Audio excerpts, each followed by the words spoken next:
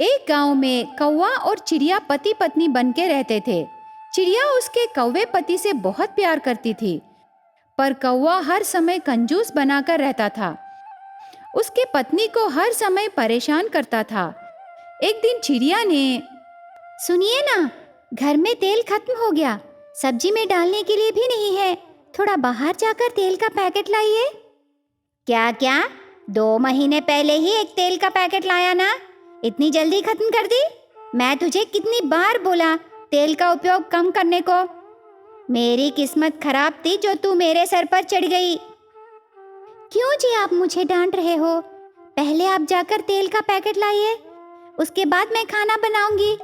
नहीं तो नहीं बनाऊंगी। ठीक है, 1 मिनट ठहरो, मैं कुछ ना कुछ करता हूँ। ऐसे कौवा कहकर वहाँ से चला जाता है। उसके बाद 1 घंटा बाद शायद कौवा कुछ ले आया जैसे चिड़िया के सामने खड़ा रहता है। क्या जी, तेल लाए? जल्दी दीजिए, क्यों ऐसे पीछे छुपा रहे हो? मेरी बात ध्यान से सुनो। अरे, मुझे पता है आप क्या बोलोगे। तेल का उपयोग कम करने को बोलोगे ना? मैं बहुत कम तेल उपयोग करूंगी, पहले वो तेल मुझे आप दीजिए। ऐसे कहकर चिड़िया उसके पति के पीछे देखती है। तब कौवे के पास 2 टिकट रहना देखती है। वो रेस्टोरेंट में खाने के टिकट्स हैं। उनको देखकर चिड़िया सर पकड़ लेती है। ये सब क्या है जी? ये टिकट क्यों हमें? आज के लिए हमारे खाने के टिकट्स हैं। तुम्हारा आश्चर्य बंद करने से हम जाकर खाकर आएंगे। उनको खरीदने के लिए आपके पास पैसे कहाँ से आए? पैसे वैसे नहीं हैं, घर के सामने वाले गांव जा रहे हैं, वो जाते जाते मुझे टिकट्स देकर गए, पेट भर खाकर आएंगे। आज के लिए ये सब ठीक है, लेकिन कल तो सब्जी बनाने के लिए तेल चाहिए ना। तुझे तो अकल ही नहीं है। मैंने कहा ना सामने घर वाले गांव गए हैं। तुझे जो चाहिए वो सब मैं उनके घर से ला कर दूंगा। आपकी कंजूसी से मेरा घर पता नहीं क्या होगा। चिड़िया ऐसे बातें करते समय उसको उल्टियां होने लगे। उसके पति से कहती है वो माँ बनने वाली है। कौवे को टेंशन बढ़ जाता है। हे भगवान, मेरी किस्मत जलकर राख होने का दिन बहुत नजदीक है। आज हमारे घर को मेरी कबूतर दीदी मुझे देखने आ रही है जी। आते समय खाली हाथ मत आने को बोलो। 1 किलो एप्पल्स, 1 डजन केले, 2 किलो अंगूर, मिठाइयाँ और नारियल तुम्हें चाहिए बोली ना? आते समय उसे ले आने को बोलो। क्या कोई ऐसे पूछते हैं? मेरी दीदी मुझे देखने आ रही है, ऐसे नहीं पूछना चाहिए। उसे जो पसंद है वो लाएगी। अरे, तू तो हर समय ऐसे ही रहेगी। ऐसे नहीं करने से उसे कभी भी यहाँ आने को मत बोलो। खाली हाथ आने से मैं क्यों मानूंगा? ऐसे कौवा और चिड़िया बातें करते समय वहाँ कबूतर आती है। उसकी बहन को देखकर बहुत खुश होती है। क्या हुआ रे, बहुत दुबली हो गई? कुछ नहीं हुआ दीदी, मैं बिल्कुल ठीक हूँ। देखो, मैं तुम्हारे लिए क्या लाई हूँ। तेरी मनपसंद मिठाइयाँ लाई हूँ। अभी ये सब क्यों दीदी? कोई बात नहीं बहन, अभी तो तुम माँ बनने वाली हो ना। इस तरह कबूतर उसके बहन से खुशी से बातें करते समय कौवा गुस्से से देखने लगा। उधर बस का टाइम हो रहा है। सब कह रहे थे आज बहुत बड़ी बारिश होने वाली है। दीदी, तुम 2 दिन रहोगी ना? वो कैसे रह सकती है? उसे जाने दे, शायद उसको बहुत काम होंगे। अरे, अभी मैं कहाँ जाऊंगी बाबू? मेरी बहन के पास 2 दिन रहने के लिए आई हूँ। कबूतर वो बात कहने पर कौवे का गुस्सा और बढ़ जाता है। कबूतर को किसी भी तरह घर से भेज देने को सोचा। उस दिन रसोई घर में कबूतर रहते समय कौवा पीछे से जाकर गले लगाता है। अरे, मैं बाबू, मैं तुम्हारी पत्नी नहीं हूँ। माफ कीजिए, मेरी पत्नी सोचकर मैंने आपको गले लगा लिया। इस तरह कौवा चाहत से 2-3 बार पीछे से गले लगाने पर कबूतर को उस घर में रहने का मन नहीं होता। तब तुरंत उसकी बहन से कहकर उसके घर चली जाती है।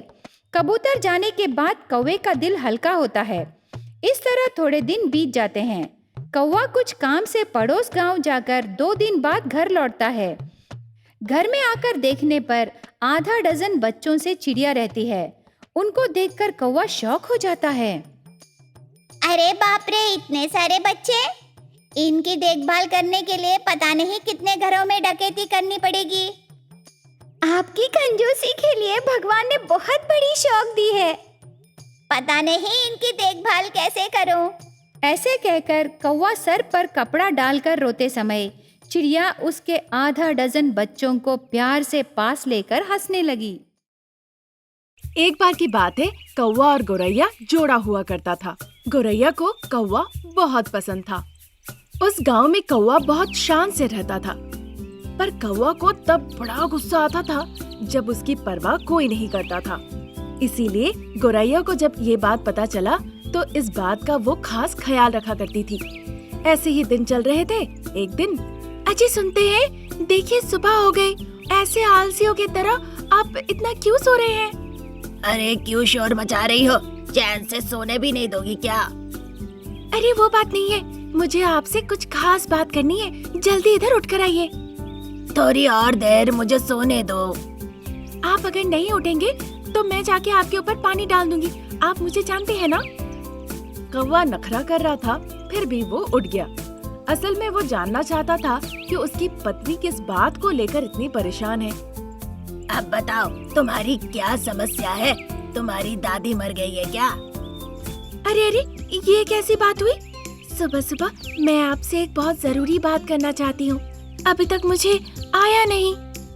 सिर्फ तुम्हें नहीं, मेरा भी 1 महीना हो गया है, अभी तक आया नहीं है। अगर 1 साल भी ना आए तो उसमें कौन सी बड़ी बात है?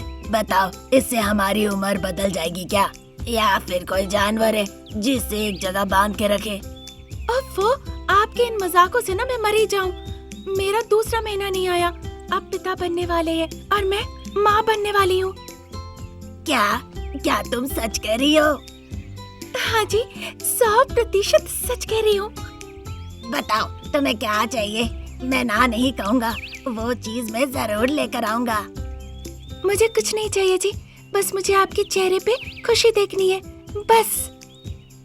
क्योंकि वो अपनी पत्नी से बहुत प्यार करता था, इसीलिए कौवा गौरैया को जाके उसी वक्त गले लगा लेता है। 1 साल ऐसे ही निकल जाता है। गौरैया एक संतान को जन्म देती है। गौरैया उस बच्चे का बहुत अच्छे से ख्याल रखा करती थी, पर कौवा ये देखकर बड़ा दुखी होता था।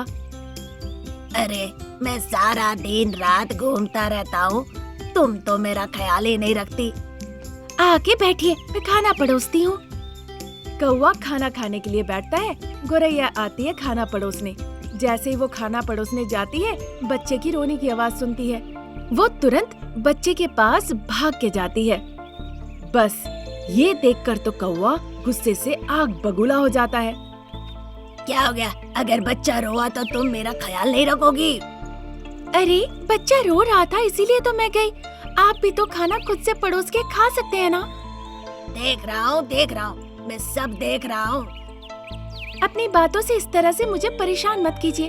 पत्नी होने के नाते जैसे मैं आपका ख्याल रखती हूँ, वैसे माँ होने के नाते मुझे बच्चे का भी ख्याल रखना होता है। हर औरत ऐसा ही करती है। अच्छा, तो बड़ी बड़ी बातें कर रही हो। आइंदा ऐसी बातें मत करना, नहीं तो गुस्सा आ जाएगा। इस बच्चे के कारण मेरा जीना हराम हो गया इस घर में। अब देखो मैं क्या करता हूँ। नहीं नहीं, मेरे बच्चे के साथ कुछ मत कीजिए। ऐसा कह के गौरैया बच्चे को लेकर दूर जाके सो जाती है। अब गौरैया उसके साथ सो नहीं रही थी। इस बात को लेकर कौवे को बड़ा दुख होता है।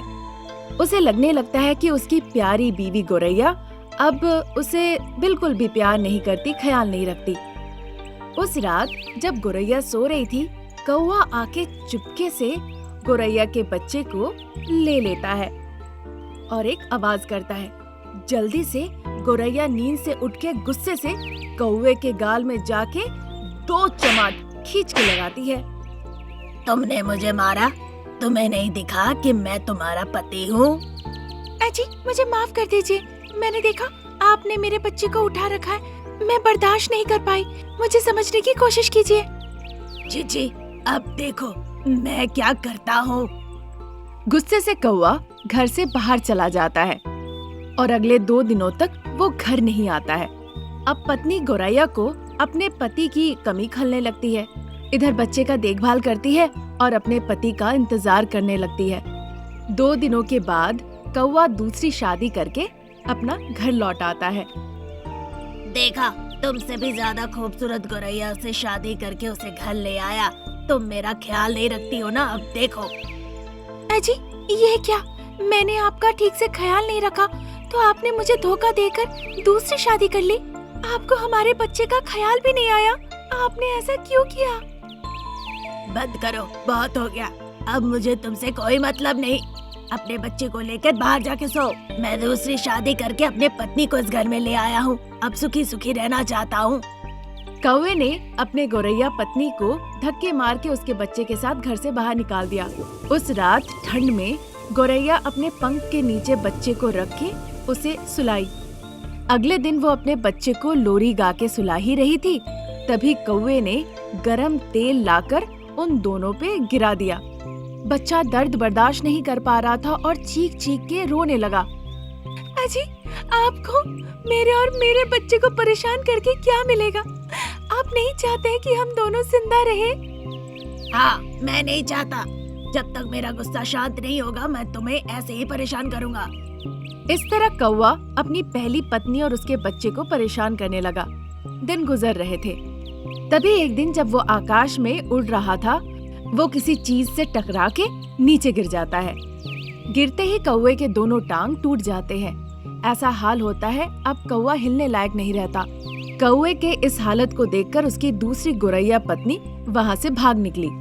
उस वक्त कौवे की पहली पत्नी गोरैया उसका देखभाल करती है। तब जाके कौवे को उसकी पहली पत्नी का मूल्य समझ में आता है। मुझे माफ कर देना, मैंने तुम्हें बहुत परेशान किया, इसीलिए ईश्वर ने मुझे सबक सिखाया। अरे ऐसा मत कहिए, मैं हूँ ना, आपको कुछ भी होने नहीं दूंगी, भरोसा रखिए। इस तरह गोरैया अपने पति का बहुत अच्छे से ख्याल रखती है जब तक वो ठीक ना हो जाए और बच्चे के साथ खुशी खुशी जीवन बिताती है।